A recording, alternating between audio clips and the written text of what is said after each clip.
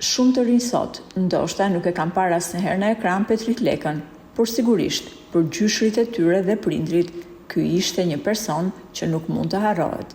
Në sistemin komunist, pas mbylljes së edicionit të lajmeve, vinte radha e parashikimit të motit. Në ekran shfaqi Petrit Leka, i cili bënte parashikimin e motit. Në ato vite, shpesh me batute shaka, të rinjt thonin se Petriti dje tha që do të jetë kohë me diell, por sot ka marrë çadrën me vete. Për të gjithave, Petriti ishte profesionist dhe ai mbaroi studimet jashtë shtetit, e më pas filloi punë pranë Shërbimit Meteorologjik Shqiptar nga viti 1949 deri në vitin 1970.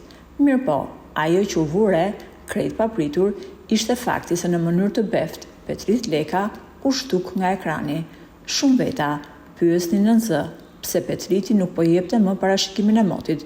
Megjithatë, atëherë asgjë nuk bëhej publike, por shumë vite më pas u zbulua se cili ishte gabimi që kishte bërë Petriti ndaj sistemit.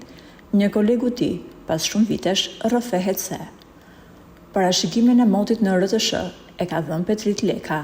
Ai vinte 2 orë para në punë, bënte çdo gjë gati me dorë. Kemi qenë të dy në një studio. Ai bëri një gatresë, në vend që të thoshte mirëmbrëma, tha bonasera. Ai dëgjonte motin nga raji dhe në këto rrethana i ka dalë fjala bonasera, pa dashje, por në fakt, për këtë ngatresë, atë e hoqë nga puna. Atëherë ishe çdo gjë e kontrolluar dhe duhet të ishe i kujdesshëm. Enveri më pas pyeti: "Ka disa kohë që nuk po e shoh më Petritin në ekran. Çfarë ka ndodhur?" Ja shpjeguan me detaj se çfarë kishte ndodhur dhe Enveri tha: "Riktheheni në punë, nuk ka bërë ndonjë gabim shumë të madh." U desh ky urdhër që Petriti të rikthehej në punë, se në të kundërt nuk do ta kishe vënë më kurrë këmbën në televizion. Një bonasera që thuhej pa dashje mund të fshinte nga ekrani për vite me radhë. Në kohën kur edhe një përshëndetje e gabuar konsiderohej si një rrezik për sistemin, a duhet të falet një gabim njerëzor kur profesionalizmi është i padiskutueshëm? Po a ju kujtohet koha kur Petrit Leka jepte motin?